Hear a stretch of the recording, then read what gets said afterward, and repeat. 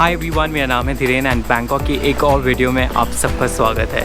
ना बैंकॉक में बहुत सारे इंडियंस आते हैं बट मोस्टली सब शॉपिंग करके चले जाते हैं एंड देन बोलते हैं कि बैंकॉक इतना ख़ास नहीं था। बट मेरे हिसाब से अगर आप बैंकॉक को चांस ही नहीं दोगे तो आपको ख़ास लगेगा कैसे। इसलिए इन वीडियोज़ में मैं कोशिश कर रहा हूँ कि आपको यहाँ की टॉप टूरिस्ट साइट्स लेके जाऊँ, जिसमें से एक वीडियो मैंने ऑलरेडी बना ली है, ये दूसरी वीडियो है, so keep on watching. Also मेरे चैनल को सब्सक्राइब ज़रूर करें एंड इन केस अगर आपको ये वीडियो अच्छा लगे तो प्लीज़ लाइक करना मत भूलिएगा।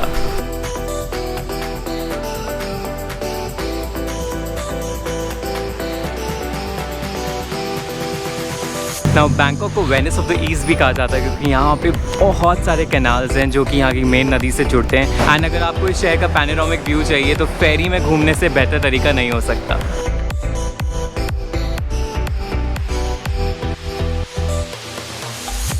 अगर आपको फेरीज़ में घूमना है तो सबसे बेस्ट एंड चीपेस्ट तरीका है कि आप यहाँ की पब्लिक ट्रांसपोर्ट वाले फेरीज़ यूज़ करें। एक ऑरेंज बोट चलती है जो कि 15 बात लेगी आपसे एंड दूसरी ब्लू बोट है जो खास टूरिस्ट के लिए बनाई गई है। उसमें एक ट्रिप 60 बात की होती है, 50 to 60 बात की, एंड एक पूरे दिन की अगर आपको टिकट लेनी है तो उसका 200 बात होता है। इसके अलावा बहुत सारे प्राइवेट फेरी टूर्स भी हैं जो कम से कम 100 से 200 बात से शुरू होते हैं। एवरेज प्राइस अगर मैं उनका बोलूँ तो कम से कम 400 से 500 बात का होगा फॉर 1 आवर, बट वो आपको इंटीरियर कैनाल्स में लेके जाएंगी एंड जो ये पब्लिक बोट्स होती है वो आपको सिर्फ मेन रिवर के आसपास लेके जाएंगी।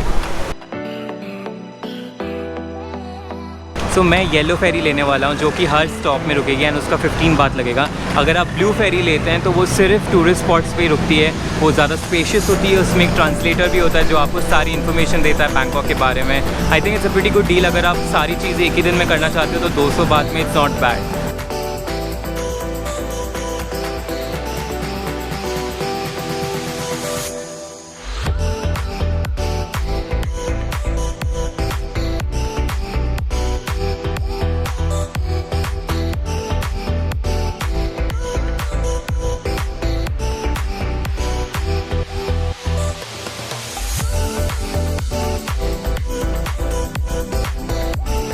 फेरी की जर्नी में आप बहुत सारे टेम्पल्स देखोगे, बहुत सारे स्काई स्क्रेपर्स देखोगे एंड उसके अलावा बहुत सारे कैनाल्स देखोगे। आई थिंक ये बैंकॉक देखने का सबसे सही तरीका होगा। बहुत सारे इंडियंस आते हैं, ये मिस कर देते हैं अपॉर्चुनिटी, बट आई थिंक ये अब तक की मेरी फेवरेट चीज़ है।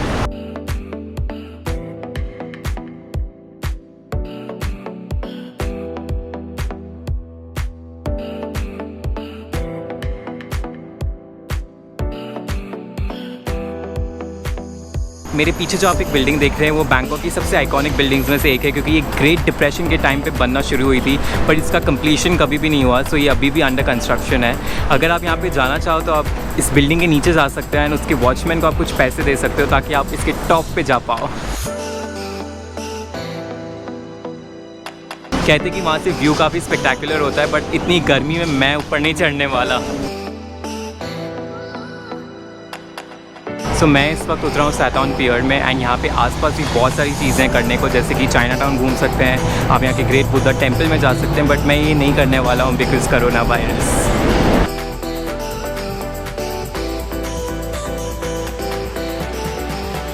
बल्कि स्काई ट्रेन लेके मैं जाने वाला हूँ यहाँ की फेमस लुम्पिनी पार्क।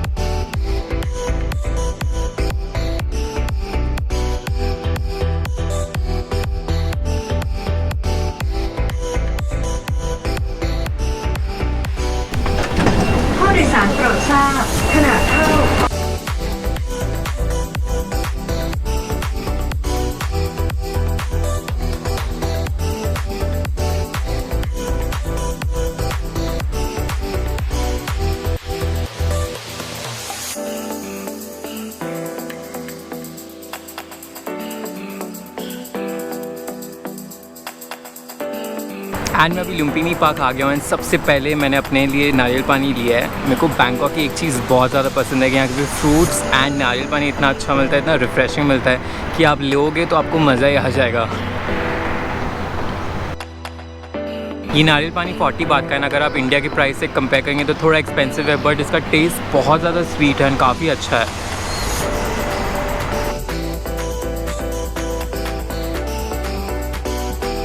सो लुम्फिनी पार्क बहुत ज़्यादा बड़ा है एंड ये सिटी के बीचों बीच में एंड ये मुझे सेंट्रल पार्क की बहुत याद दिला रहा है जो न्यूयॉर्क में था।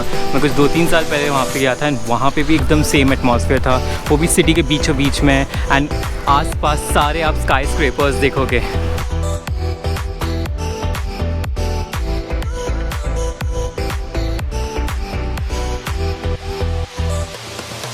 ये पार्क जितना ज़्यादा फेमस टूरिस्ट में है उतना ही ज़्यादा पॉपुलर ये यहाँ के लोकल्स में भी है, क्योंकि यहाँ पे बहुत सारे जिम्स हैं, लोग यहाँ पे साइकिलिंग कर रहे हैं, वॉकिंग भी कर रहे हैं।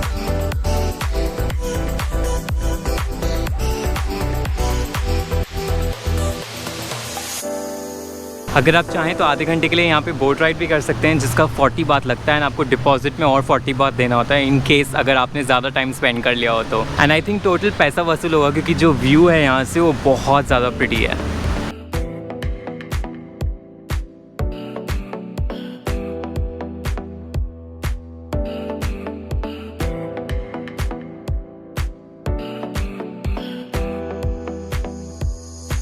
This is a huge green space and अगर आपको बैंकॉक की गर्मी एंड शोर शराबे से छुट्टी चाहिए तो आप लुम्फिनी पार्क आ सकते हैं।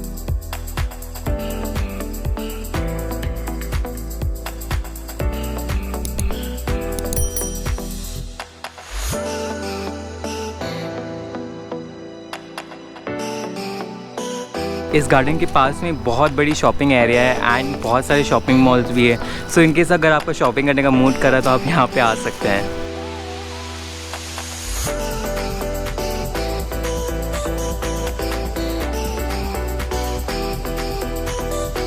इसके बाद मैं थाईलैंड की डी मार्ट या टॉप्स मार्केट में गया था ये जानने के लिए कि बैंकॉक में सब्जियों और बाकी चीज़ों के क्या रेट्स हैं। 30 अंडों का प्राइस यहाँ पे 145 थाई बात है, यानी कि लगभग अराउंड 350 रुपये। वहीं 1 kg चिकन का प्राइस रेंज है 180 से 300 इंडियन रुपीज़ के बीच में।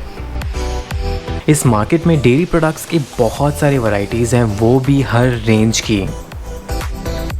2 litres of fat free milk का प्राइस यहाँ पे लगभग 225 रुपये है और वहीं 5 लीटर की बॉटल आपको 500 इंडियन रुपीज़ में मिल जाएगी।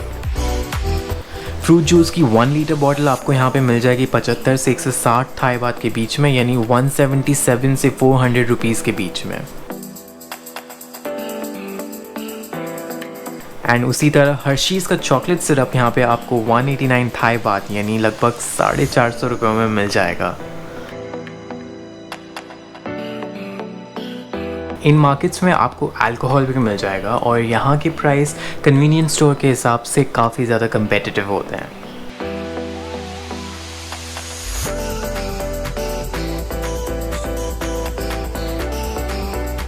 यहाँ पे 150 ग्राम मिर्च कुछ 15 बात की मिलती है जो कि अराउंड 35 रुपीज़ होता है।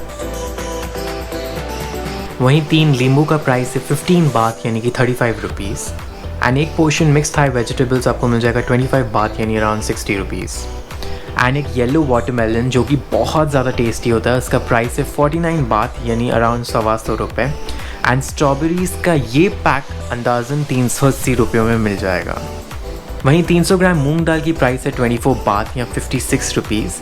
ब्लैक आई पीस जिसे हम सिंधी में चोणी बोलते हैं उसकी प्राइस है 55 बात यानी अराउंड 130 रुपये।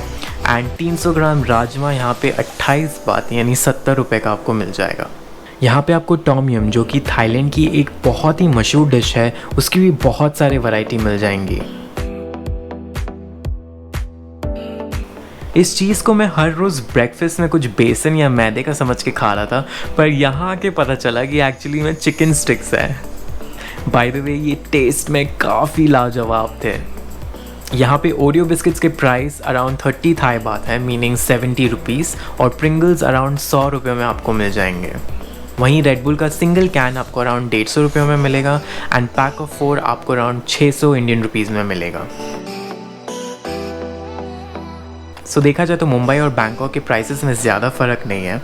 अगर आप टाइट बजट में हैं तो सारी चीज़ें इन सुपरमार्केट से ले सकते हैं।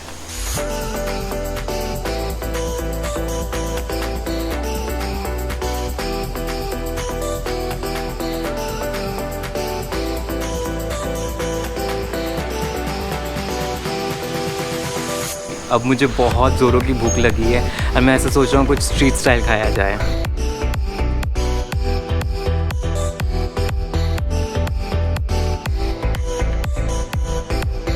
मैंने यहाँ पे खाया फ्राइड फ़िश और fried chicken with rose soda and fried fish तो ठीक था but fried chicken was damn good.